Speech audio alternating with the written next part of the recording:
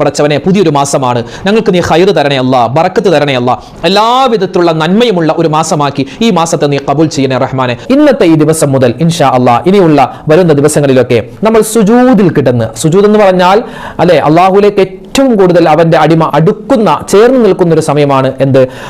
സുജൂദ് ചെയ്യുക. സുജൂദ് ചെയ്യുമ്പോൾ അള്ളാഹുവും അവന്റെ അടിമയും തമ്മിൽ ഒരു മറയുമില്ല, എന്ത് ചോദിച്ചാലും അള്ളാഹു താല സ്വീകരിക്കുമെന്നതാണ്. അപ്പോൾ ആ സുജൂദിൽ കിടന്നിട്ട് നമ്മൾ പറയേണ്ട ഒരു ദുആയിനെ പറ്റിയാണ് ഇന്ന് നമ്മൾ പറയുന്നത്. സുജൂദിൽ നമ്മൾ ഒരുപാട് ദുആ അധികരിപ്പിക്കണം. നിസ്കാരങ്ങളിൽ നമുക്ക് ദുആ ചെയ്യുമ്പോൾ അറബിയിൽ ദ്വാരക്കണം, മലയാളത്തിൽ പറയരുത്. മലയാളത്തിൽ പറഞ്ഞാൽ നമ്മുടെ നിസ്കാരം ബാത്തിലായി പോകും. മനസ്സിൽ പറയാം.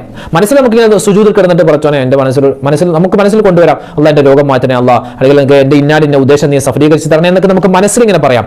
അല്ലാതെ നാവ് കൊണ്ട് പറഞ്ഞാൽ നമ്മുടെ നിസ്കാരം ബാത്തിലായി പോകും. നിസ്കാരത്തിൽ അറബി അല്ലാത്ത ഭാഷ ഉപയോഗിക്കാൻ പാടില്ല എന്നതാണ്.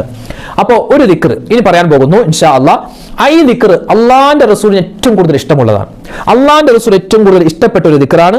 മാത്രമല്ല ഈ ദിക്ർ പറയുന്നവരെ അള്ളാഹു ഇഷ്ടപ്പെടുമെന്നാണ്. മുറാദുകൾ ഹാസിലാവാൻ, ആവശ്യങ്ങൾ പൂർത്തിയാവാൻ, രോഗങ്ങൾ മാറിക്കിട്ടാനൊക്കെ ഈ ഒരു ദുആ നമ്മൾ എന്ത് ചെയ്യുക? സുജൂദിൽ പറയുക. ഏതാണ് ആ ദുആ? നിങ്ങൾക്ക് സ്ക്രീനിൽ കാണാം. ലാ ഇലാഹ ഇല്ലാ അന്ത യാ ഹന്നാനു യാ മന്നാനു യാ ബദീഅസ് സമാവാതി വൽ അർദ് യാ ദൽ ജലാലി വൽ ഇക്റാം.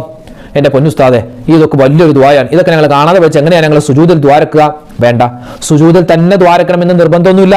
നിങ്ങൾക്ക് സുജൂദിൽ അല്ലാത്ത സമയത്ത് ദ്വാരക്കാലോ.